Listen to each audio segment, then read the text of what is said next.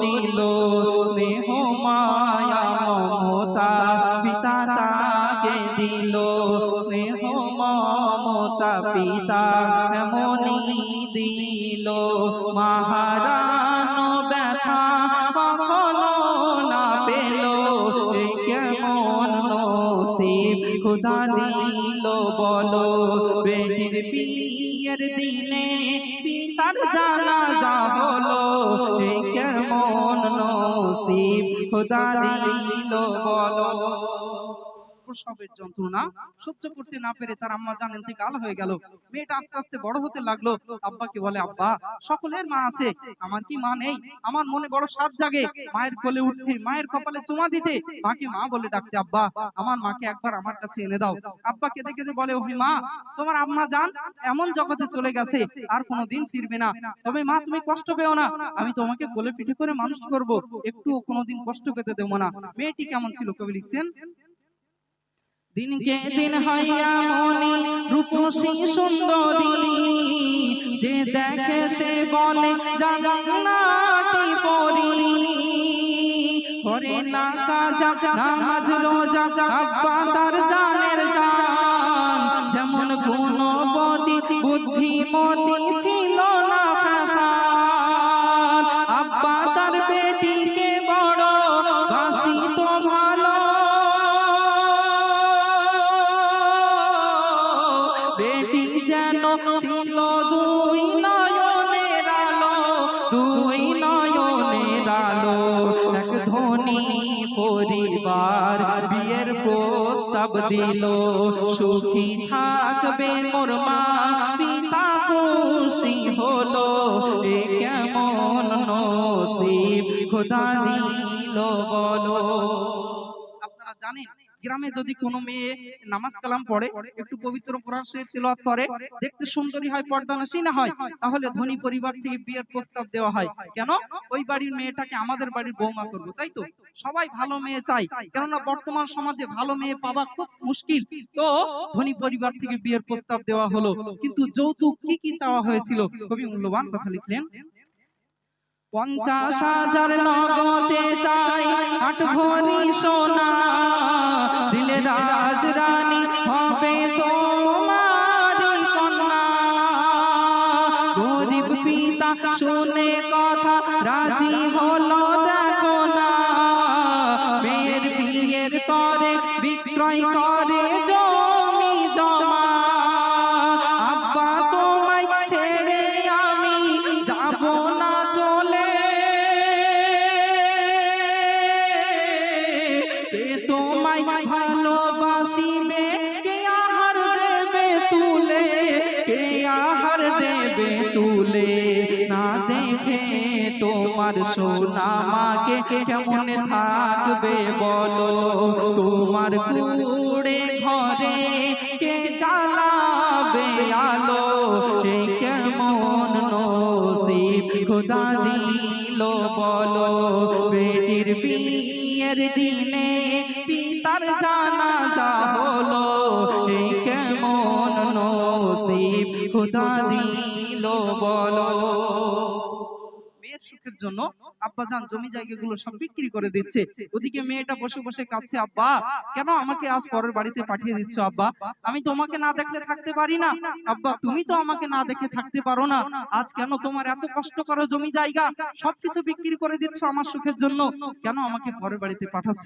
আব্বা কেঁদে কেঁদে বলছো, হে মা, এই দুনিয়ায় প্রত্যেকটি মেয়ে তার আব্বার অনেক আদরের, মেয়েরা যা কিছু চায় তার থেকে বেশি বেশি জিনিস আব্বা এনে দেয়, কেন মেয়ে আমার খুশি থাকবে।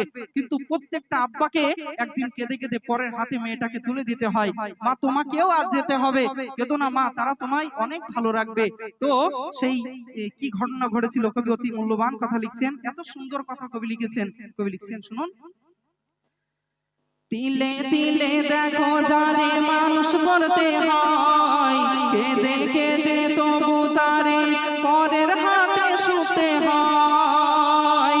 তিলে তিলে দেখো যারে মানুষ করতে হয়, কেঁদে কেঁদে তবু তারে পরের হাতে শুতে হয়। দেখতে দেখতে দেখো বেটির বিয়ের দিন এসে গেল, খাওয়া দাওয়া বিয়ে সেরে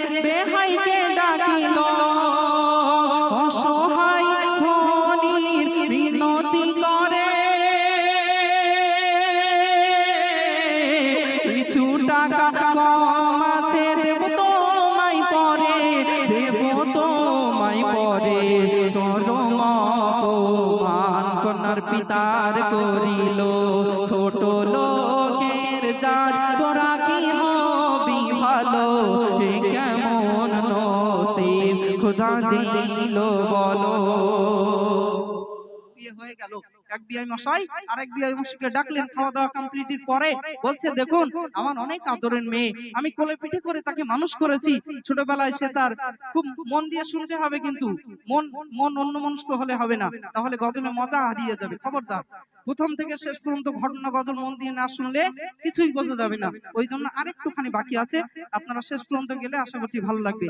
যে কথা আমি বলছিলাম, যে বলছে আমার অনেক আদরের মেয়ে, আমি কোলে পিঠে করে মানুষ করেছি, আমার মেয়ের সুখের জন্য আমি বিবাহ পর্যন্ত করিনি। ছোটবেলায় সে তার মাকে হারিয়েছে, আমি তাকে অনেক ভালোবাসি। আমার যা কিছু ছিল সবকিছু বিক্রি করে আজ আপনাদের হাতে তুলে দিচ্ছি। তবে খবরদার, আমার মেয়েকে আপনারা কষ্ট দেবেন না। তার কষ্ট হলে আমি আব্বা সহ্য করতে পারবো না।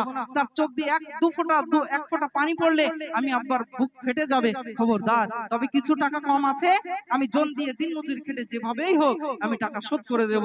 যখনই বললো টাকা কম আছে, সকলের সামনে চরম ভাবে অপমান করলো। ছোট লোকের জাত মানে বড় ছোট কথা বলে দিল। গরিবদের দিল অতি নরম হয়, আপনারা জানেন, মায়ার মন হয়। সহ্য করতে পারলো না, সেখানেই পড়ে গেল। কি ঘটেছিল কবি লিখছেন, পিতার অপমানে সইতে পারে না কন্যা, আর বাপের গলা ধরে শুধু করিছে কান্না।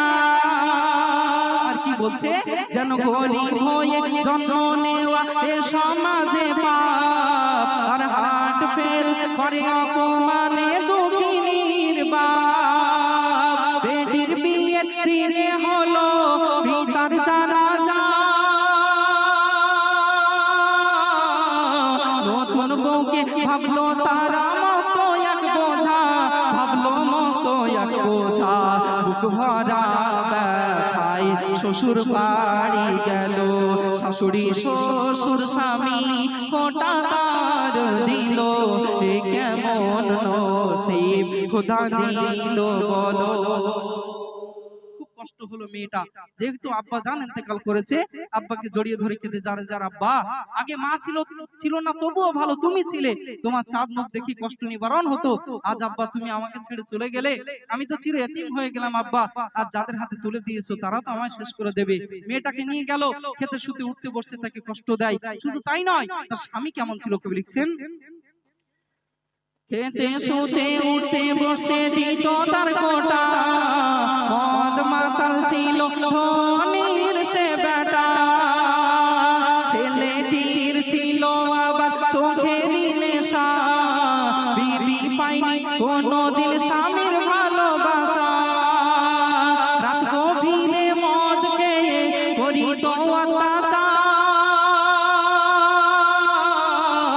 জ্বালা যন্ত্রণা সয়ে তবু করিছে সংসার, দেখো করিছে সংসার। দেখতে দেখতে একটি বছর কেটে গেল, মা বাবার মেয়ে গর্ভবতী হলো, এ কেমন নসিব খোদা দিল বলো। আহারে, খুব কষ্টের মধ্যে মেয়েটার দিন যাচ্ছে। সারাটা বাড়ির কাজগুলো সব তার দ্বারাই করিয়ে নাই। গরিব বলে, অসহায় বলে তার সাথে অসৎ ব্যবহার করতে থাকে। স্বামী এসে এইভাবে কষ্ট দেয়, মেয়েটা ভাবছে এইভাবে দিন গেলে আমি আস্তে আস্তে মরেই যাব।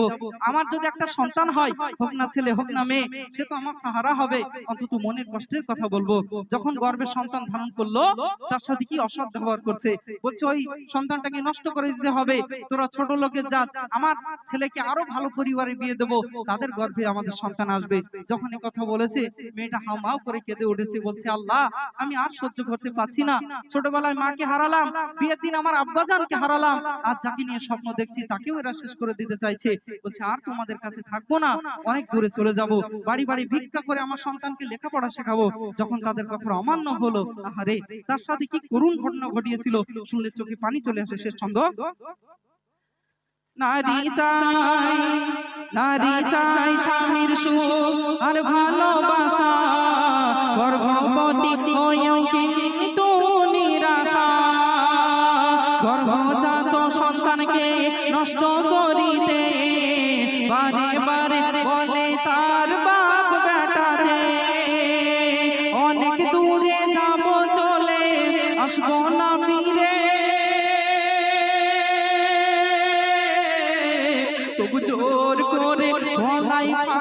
দিল তারে, গলায় ফাঁস দিল তারে, প্রাণ পাখি তাহার ওই উড়ে গেল।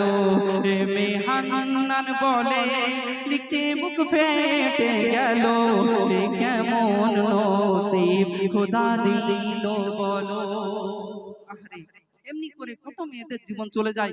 অনেক জায়গায় শোনা যায় যে শাশুড়ি শ্বশুর মেয়েটার নির্যাতন দেয়। আমরা একবারও বুঝতে চাই না কত কত আদরের মেয়েটা